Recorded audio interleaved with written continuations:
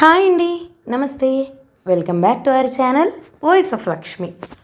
వలివేటి నాగచంద్రావతి గారు రచించిన పాఠం అనే ఒక చక్కటి కథను వినేద్దామండి. కథ మొదలు పెడదామా?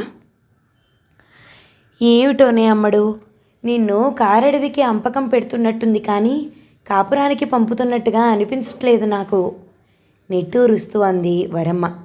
అదేమిటే అమ్మా అలా అనేసావు? బిక్కముఖం పెట్టింది వసుధ. మరింకెలా అనమంటావు? అత్తగారు, ఆడపడుచు, మామగారు, మరిది, ఇంత పటాలమున్న ఇంటికి కొత్త కోడల్ని కాపురానికి పంపడం అంటే తోడేళ్లుండే అడవిలోకి నెట్టడమేగా.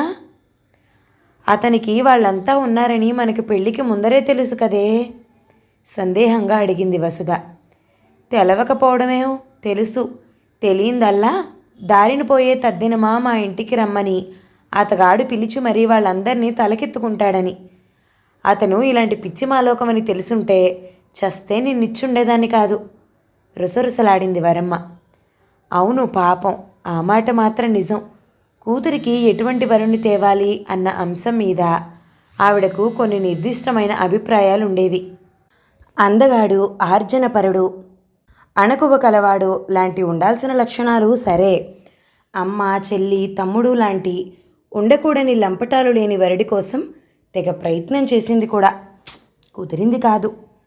ఎన్ని సంబంధాలు చూసినా ఏ ఒక్కదానికి 100% క్వాలిటీ లేనేలేదు. చివరికి భానుమూర్తి, అదే వసుధకి చేసిన వరుడు, అతని విషయంలో రాజీ పడాల్సి వచ్చింది. తన అల్లుడికి ఉండాలని వరమ్మ కోరుకున్న అన్ని క్వాలిఫికేషన్లు భానుమూర్తికున్నాయి, ఒక్క అతని కుటుంబపు తలనొప్పి తప్ప. సరేలే, ఆ తండ్రి ఎక్కడో ఉద్యోగం చేసుకుంటున్నాడు, సంసారమంతా అతనితో పాటే ఉంటుంది, నా కూతురికి ఆ సెగ తగలదులే అని మనసుకి నచ్చ చెప్పుకుని ఆ సంబంధానికి ఒడబడింది వరమ్మ. తీరా చేస్తే ఆ అల్లుడేం చేశాడు? కూతుర్ని ఇంకా కాపురానికి పంపనే లేదు. ఆవిడ అంచనాల్ని కాస్త తలకిందులు చేసి పారేశాడు. తండ్రి రిటైర్ అవ్వగానే మీరిక నాతో పాటు ఉండాల్సిందే అంటూ ఆ పరివారాన్నంతా తెచ్చి నెత్తి మీద పెట్టుకున్నాడు. ఇది వరమ్మ ఊహించలేదు. సొంత ఊరుంది, సొంత ఇల్లుంది, అక్కడికే వెళ్ళి స్థిరపడతారనుకుంటే జరిగింది ఇది. వసుధని కాపురానికి పంపేందుకు ముహూర్తం నిర్ణయించిన దగ్గర నుంచి వరమ్మ మనసులో లేదు.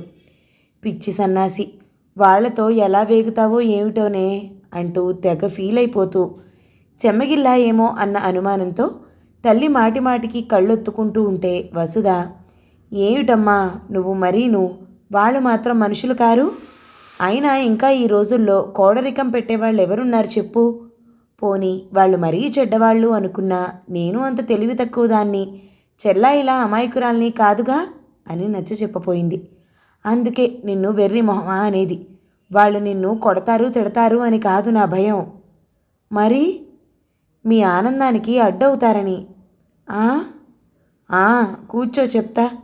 అక్కడి నుంచి మొదలైంది బోధన. చక్కగా చిలకా గోరింకల్లా మీరిద్దరే ఉంటే అది కొత్త కాపురంలా ముచ్చటగా ఉంటుంది, కానీ చుట్టూరా వాళ్ళందరూ గుమికూడి ఉంటే ఎలా ఉంటుంది? పబ్లిక్ పార్కులో డ్యూయెట్ పాడుకునే సినిమా షూటింగ్లా ఉంటుంది, అవునా? అవును, ఆ సీన్ ఊహించుకుంటూ దిగాలుగా తల ఊపింది వసుధ. మీ ఆయన ఆఫీస్ నుంచి వస్తూ 2 మూరల పూలమాల తెచ్చాడనుకో, అమ్మకి చెల్లికి వాటా పోను, నీకు ముగిలేదంతా బెత్తడు. సరదాగా ఏ సినిమాకో ప్రోగ్రాం వేసుకున్నారనుకో, మేము వస్తాము అంటూ చెల్లి తమ్ముడు తయారు. ఎలా ఉంటుంది నీకు? తట్టు గాలి రెక్కు రాదు? ఎందుకు రాదు? వస్తుంది కదూ. ఇవే కాదు, ఇంకా చిన్న చిన్న ముచ్చట్లు మీరిద్దరే జంటగా ఉన్నప్పుడు తీర్చుకునేవి బోలెడుంటాయి. అవి నీకెలా తీరుతాయి? అవలా ఉంచు. ఏడాదికి లక్షలు సంపాదిస్తున్నాడా అల్లుడు? మీరిద్దరే అయితే ఎంత వెనకేసుకొచ్చును. 4 ఏళ్ళు తిరిగేసరికి ఓ ఫ్లాట్ కొనుక్కోవచ్చు, ఓ కారు కొనుక్కోవచ్చు. ఇంకా పోతే పుట్టేవాళ్ల చదువులకి, సంధ్యలకి ఏ ఇన్సూరెన్సో కట్టుకోవచ్చు. ఈ తైనాతీలందరూ చేరితే ఇక మిగిలేదేముంటుంది? ఆ చెల్లెలికి పెళ్ళంటారు, ఆ పైన పండగలు, పురుళ్ళు, ఆ తమ్ముడికి చదువు, ఉద్యోగం, ఈలోగా ఆ ముసలి వాళ్ళకి రోగాలు, రొచ్చులు. ఇక మీ గురించి మీరు ఆలోచించుకుందాం అనుకునేసరికి మీ తలలు నెరిసిపోతాయి, నడుములు వంగిపోతాయి, ఇది ఖాయం. అబ్బా, మరీ భయపెట్టేస్తున్నావే. ఉన్న సంగతి చెప్పాను. నన్నేం చేయమంటావే? ఆయనకి వాళ్ళంటే ప్రాణం.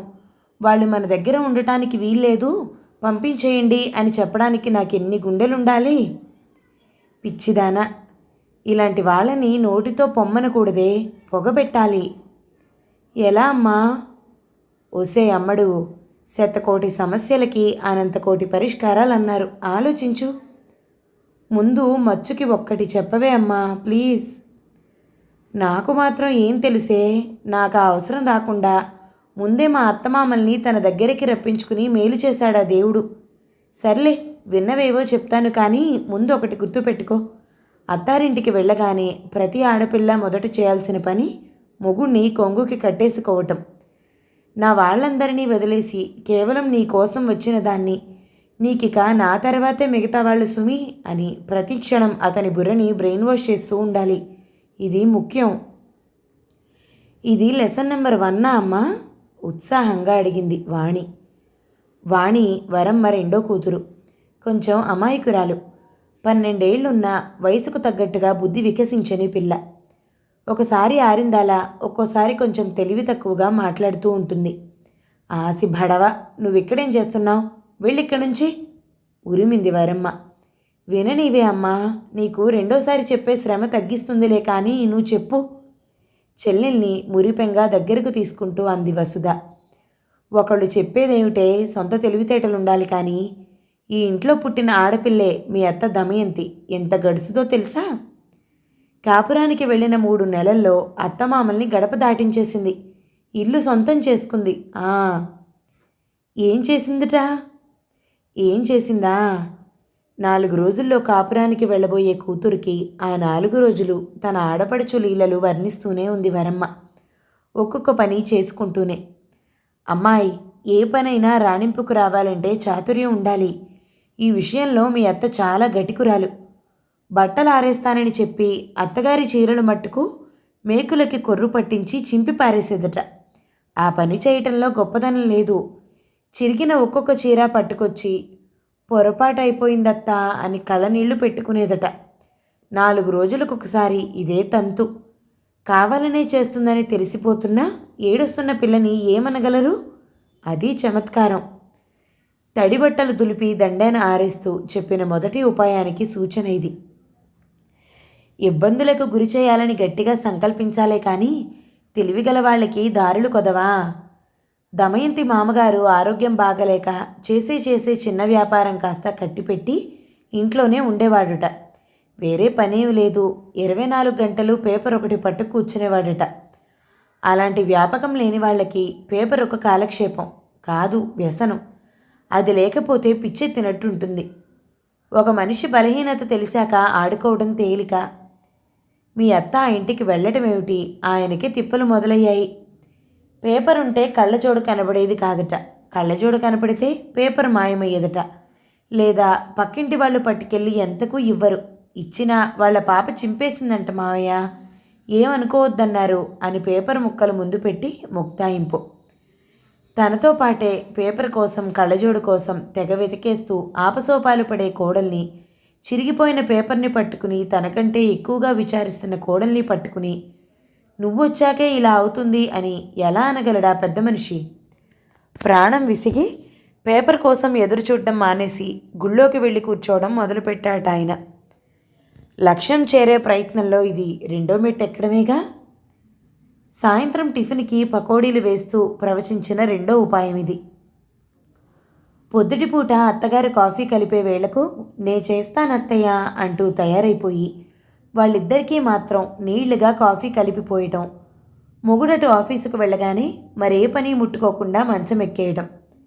అత్తగారు దేవుడి ముందర కూర్చుని ఏ లలితా సహస్రమో చదువుకుంటూ ఉంటే టీవీనో స్టీరియోనో పెద్ద వాల్యూమ్తో ఇల్లెగరగొట్టేయటం. ఇవన్నీ చిట్టి పొట్టి మొట్టికాయ లాంటివి. సిసలైన దుడ్డుకర్ర దెబ్బలాంటి ప్రయోగం ఇంకొకటి చేసిందిట మీ అత్త. కూతుళ్ళిద్దరూ ఆసక్తిగా నోళ్లు తెరిచి వింటూ ఉండగా చిద్విలాసంగా చిరునవ్వు ఒకటి విసిరి తిరిగి కొనసాగించింది వరమ్మ. అబ్బే, అదేం గొప్ప ఎత్తేం కాదు, చిన్న యుక్తి, కానీ పవర్ఫుల్ అంతే, ఏం లేదు. సరసాలాడుతూ కబుర్లు చెబుతూ ఆఫీస్కు వెళ్లే మొగుడికి దగ్గర కూర్చుని వడ్డించేసి ఆ చేత్తోనే తను తినేసి ఆ మైన మిగిలిన కూరలోనూ పులుసులోనూ 2 చెంచాల ఉప్పు, 2 చెంచాల కారం కలిపేసి ఏమీ ఎరగనట్టు లేచి వెళ్ళిపోవటం అంతే. ఆ తర్వాత ఏముంది? ఆ మామగారు ఓసారి గుండె నొప్పి వచ్చిన మనిషి, అత్తగారికి హై బ్లడ్ ప్రెషరు. నెల తిరగకుండా రెండో కొడుకింటికి మకాం ఎత్తేశారట. మీ అత్త అదృష్టం ఏమిటంటే వాళ్ళు వాదన పెట్టుకునే బాపతు కాకపోవటం. ఒసే వసు, ఇంకొక్క మాట. మనం చేస్తున్న పనులు కావాలనే చేస్తున్నామన్న సంగతి తెలియాల్సిన వాళ్ళకి మినహా మిగతా వాళ్ళకి వాసనన్నా రాకూడదు, తెలిసిందా? ఇక నువ్వెలా రాణించగలవో ఆలోచించుకో. తరిగిన కూర చిల్లెలి గిన్నెలో వేసి కత్తిపీట దగ్గర నుంచి లేచింది వరమ్మ. అమ్మా, సిలబస్ మొత్తం అయిపోయింది కదూ? బెరుకుగా అక్క వెనక్కి జరుగుతూ అడిగింది వాణి. నిన్ను చెయ్యెత్తబోయింది వరమ్మ. తుర్రుమన్నది వాణి. కూతురి సౌఖ్యం కోసమంటూ ఏవేవో దిక్కుమాలిన వ్యూహాలు పథకాలు పన్నే ఈ ధోరణి సరిగ్గా వ్యతిరేక దిశలోకి మళ్ళేది ఎప్పుడంటే, కాలం గడవాలి, రోజులు మారాలి. కాలము గడిచింది, రోజులు మారాయి. ఈరోజు వరమ్మ మనసు కుమ్మరి ఆవల్లా పైకి కనిపించకుండా కుములుతూ ఉంది. అవును, రాత్రి కొడుకు బాబ్జీ మెత్తగా జుళిపించిన కొరడా దెబ్బ అలాంటిది మరి. అమ్మా, బిందు నేను ఈవేళ రిజిస్ట్రార్ ఆఫీస్లో మ్యారేజ్ చేసుకున్నాం. ముందు చెప్తే నువ్వు ఒప్పుకోవు, అందుకే అలా చేయాల్సి వచ్చింది. నన్ను క్షమించమ్మా అని చల్లగా చెప్పేసి ప్లేట్లో చెయ్యి కడిగేసి మెల్లగా వెళ్ళిపోతుంటే తల తిరిగిపోయింది ఆవిడికి. అవురా, నోట్లో వేలు పెడితే కొరకడం తెలియనట్టుండేవాడు, ఉన్నట్టుండి ఎంత పనిచేశాడు. బిందుని మొదటిసారి ఇంటికి తీసుకొచ్చినప్పుడే అనుమానించింది. అమ్మా, తను బిందు, నాలాగే తను సాఫ్ట్వేర్ ఇంజనీరే. నిన్ను చూస్తానంటే తీసుకొచ్చాను అని చెప్తున్నప్పుడు కవిత్వ ధోరణిలో చెప్పాలంటే బాబ్జీ కళ్ళలో విద్యుల్లతల వెలుగులు, ఆ బిందు మొహంలో ఇంద్రధనస్సు మెరుపులు. అప్పుడే అర్థమైంది వాళ్ళిద్దరి మధ్యన సహోద్యోగుల సంబంధమే కాదు మరింకేదో అనుబంధం ఉన్నదని. ఆ తర్వాత బాబ్జీతో నిక్కచ్చుగా చెప్పేసింది తన తమ్ముడి కూతురు కమలే ఇంటి కోడలని. కమల అణుకువగల పిల్ల, డిగ్రీలు లేవు కానీ ఇంటి పని అది చక్కగా చేస్తుంది. తనకు అనుగుణంగా నడుచుకుంటుంది అని ఎప్పుడో తన కోడలిగా నిర్ణయించేసింది. తను ఈ మాట చెప్పినప్పుడు బాబ్జీ ముఖం చిన్నబుచ్చుకున్నాడు. అంతే తప్ప మారు మాట్లాడలేదు. వాడే సమాధాన పడతాడులెమ్మనుకుంది కానీ నాలిముచ్చెలా ఇంత పని చేస్తాడనుకోలేదు.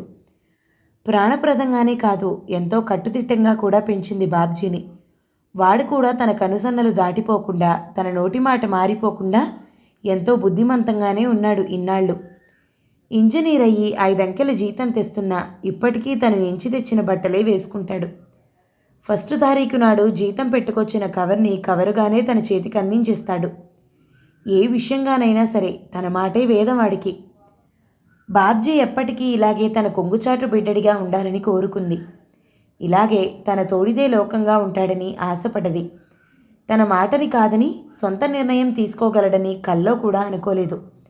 ఉన్నట్టుండి బాబ్జీ ఇలా మారడానికి కారణమేమిటి? తన చేతి పట్టు సడలిందా? ప్రతిదానికి ఈవిడ పెత్తనమేమిటని అనిపించిందా వాడికి? రాత్రంతా ఇదే మదన వరమ్మకి. నిద్రపోలేదు. తెల్లారి లేచేసరికి నీరసం, తలనొప్పి. ఇది చాలదన్నట్టు ఆఫీసుకు వెళుతూ ఇంకో పెడుగు నెత్తునేసి వెళ్ళాడు బాబ్జీ. అమ్మా, ఈరోజు మంచిదిట. బిందుని వాళ్ళ అమ్మగారు నాన్నగారు ఇక్కడ దిగబెట్టి వెళ్తారు. వాళ్ళు రాగానే నాకు ఫోన్ చెయ్యి అని. ఇంకేం, రెట్టింపైంది తలనొప్పి. ఇక నీరసమైతే వెంటనే ముసుగు తన్ని పడుకోమంటోంది. మనసు మాత్రం అల్లకల్లోలంగా ఎడతెరిపిలేని ఆలోచనలతో విశ్రాంతి లేకుండా ఉంది. ఈ రోజు దాకా ఈ ఇంట్లో ఏకఛత్రాధిపత్యం తనది. కమల కానీ వచ్చుంటే ఆ ఆధిపత్యం అట్లాగే కొనసాగేది. ఇప్పుడు వచ్చేది బిందు. రేపిక్కడ తన స్థానం ఎక్కడా? అసలే ఆ బిందు మహా అందగత్తె. పెద్ద చదువు చదువుకుంది. మొగుడితో సమానంగా ఉద్యోగం చేస్తుంది, సంపాదిస్తోంది. ఇన్ని అదనపు అర్హతలున్నావయ్యే, ఆ గీర్వాణం ఎక్కడికి పోతుంది? పొగరు చూపించి తలెగరేస్తుందేమో. అస్సలు ఊరుకోకూడదు. పోనీలెమ్మని ఊరుకున్నామా, రేపు ఆ అలసు చూసుకుని బెడ్ కాఫీ అందించమనొచ్చు, క్యారేజీలు అమర్చమనొచ్చు, ఇంటి కాపలాదారులా, వంట మనిషిలా, పని మనిషిలా మార్చేయొచ్చు. అమ్మో, అది భరించగలదా? ఆ లోకువా పిల్లకి ఇవ్వనే కూడదు. అమ్మాయి, నీకెన్ని కొమ్ములున్నా ఇంటికి ముందొచ్చిందాన్ని నేను, యజమానురాలైంది నేను. చర్నాకోల ఇంకా నా చేతిలోనే ఉంది. నా తర్వాతే నువ్వు సుమా, జాగ్రత్త అని తలకెక్కేలా గట్టిగా చెప్పాలి. పెళ్ళానికి వ్యతిరేకంగా ఏమన్నా అంటే బాబ్జీకి నచ్చుతుందా? వలచి వరించి తెచ్చుకున్న ముద్దుల ప్రియురాలాయే. ఇదేమిటమ్మా అంటూ వెనకేసుకురాడు. కాదులే, బాబ్జీ అటువంటి వాడి కాదు. తనంటే ఎంతో ప్రేమ, అభిమానం, గౌరవం. తనకి మాత్రం వాడంటే పంచప్రాణాలు కాదు. ఆడపిల్లల కంటే మగపిల్లవాడు ఉద్ధరిస్తాడని, వాడినెంత అపురూపంగా పెంచిందని, వాడు పెద్ద చదువులు చదవాలని, పెద్ద ఉద్యోగస్తుడవ్వాలని ఎంత తపించింది. అందుకే కదా ఆయన తన్నొదిలి పైలోకాలకి వెళ్ళిపోయినా వెనకడుగు వేయకుండా ఉన్నదంతా ఊడ్చి నగల దగ్గర నుంచి అమ్మి పారేసి వాడిని చదివించింది. వాడికి క్యాంపస్ సెలక్షన్ వస్తే శ్రమ ఫలించినందుకు ఎంత సంబరపడింది. ఇవన్నీ వాడెరగనివా? ఇన్ని కష్ట నష్టాలకు వచ్చి పెంచి ఇంత వాణ్ణి చేసిన వాళ్ళకంటే ఈవేళ వచ్చిన పెళ్ళామే ముఖ్యమని తనను లోకు చేస్తాడా? ఏమో, ఏం చెప్పగలం? తనని అడగకుండా అడుగు కదపనివాడు అటు 7 తరాలు ఇటు 7 తరాలు చూసి మరీ ఇంటికి తీసుకురావాల్సిన కోడల్ని చెప్పా చేయకుండా నీ లెక్కేమిటన్నట్టు ఇంటికి తీసుకొస్తున్నాడు. వాణ్ణెలా నమ్మగలం? తల్లిని మన్నించటం మానేసి పెళ్ళానికి విధేయుడవడని ఎలా చెప్పగలం? మొగుడి వత్తాస చూసుకుని ఆ నెరజాణ నా ఆజ్ఞకి లోబడి ఉంటే సరే, లేకపోతే మీ దారి మీది అంటుందేమో. దేవుడా, అలాంటి సందర్భమే వస్తే తనకేది దారి? ఇంత బతుకు బతికి ఇంటి వెనకాల చచ్చినట్టు కోడలికి లోబడి బతకడమేనా? లేకపోతే ఈ వయసులో ఏ ఆధారం లేకుండా ఎక్కడికి పోతుంది? తను దూరే సందులేకే ఏడుస్తుంటే తన మెడని పట్టుకు వేలాడుతూ ఈ వెర్రిబాగుల పిల్లొకటి. వీళ్ళు కాదంటే దీన్ని దరిచేర్చేవారెవరు? కాస్త సహనంగానే ఉండాలి, తప్పదు. అలా అని ఈ భయాన్ని మొదట్లోనే బయట పెడితే ఇప్పటినుంచే చులకనైపోవచ్చు. మేకపోతు గాంభీర్యమే అయినా బింకంగా ఉన్నట్టే ఉందాం. నేనవునంటేనే ఇంట్లో నీకు మనుగడ అన్నట్టు బెదిరింపుగానే మాట్లాడదాం. చూద్దాం ఏం జరుగుతుందో. భగవంతుడా, నీట ముంచుతావో పాల ముంచుతావో. అమ్మా, వదిన వాళ్ళు వచ్చేశారు అరుస్తూ పరిగెత్తుకొచ్చింది వాణి. నిటారుగా అయింది వరమ్మ. మీ అనుమతి తీసుకోకుండా పిల్లలు తొందరపడ్డారు. వాళ్ళది తప్పే. పెద్ద మనసుతో వాళ్ళని మీరు మన్నించాలి, దీవించాలి. వచ్చిన వాళ్ళని లాంఛనంగా ఆహ్వానించి ముభావంగా కూర్చున్న వరమ్మని కదిలించి అద్దింపుగా అన్నది బిందు తల్లి భ్రమరాంబ.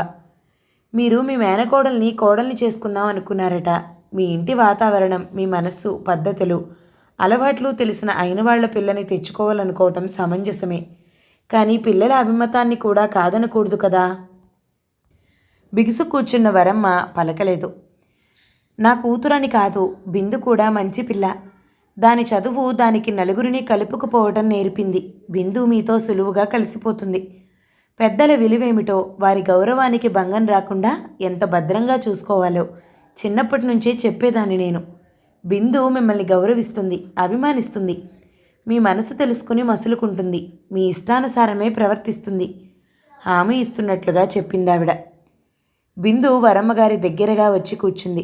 ఆమె చేతిని తన చేతిలోకి తీసుకుంది. అమ్మా, ఇక నుండి మీరు బాబ్జీకి మాత్రమే అమ్మ కాదు, నాకు కూడా అమ్మే. మిమ్మల్ని అమ్మ అని పిలుస్తాను. మీరు కూడా నన్ను వేరుగా చూడకండి. మూడో కూతుర్ని అనుకోండి.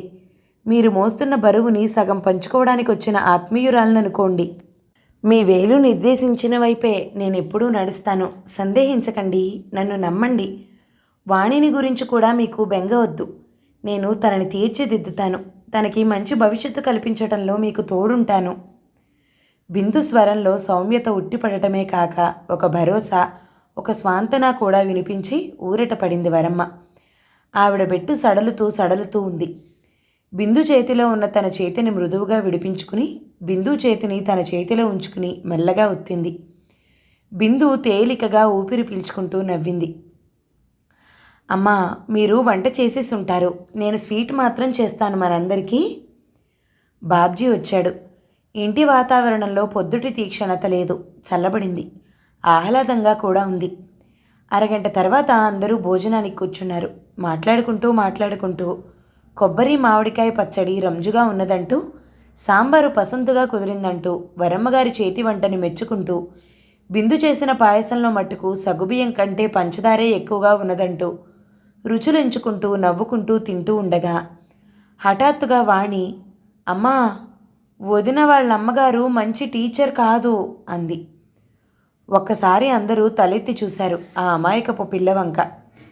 పులుసులో ఉప్పు ఎక్కువ వేయమని చెప్పాలి కానీ పాయసంలో పంచదార ఎక్కువ వేయమని చెప్పొచ్చా? ఒక్కసారిగా వరమ్మకి పొలమారింది. కళ్ళలోకి నీళ్ళొచ్చాయి. కథ సమాప్తం. ఈ కథ గనక మీకు నచ్చినట్లయితే లైక్ చేయండి, షేర్ చేయండి, మంచి కామెంట్ చేయండి. మన ఛానల్ని తప్పకుండా సబ్స్క్రైబ్ చేయండి. Thank you so much for watching. నమస్తే.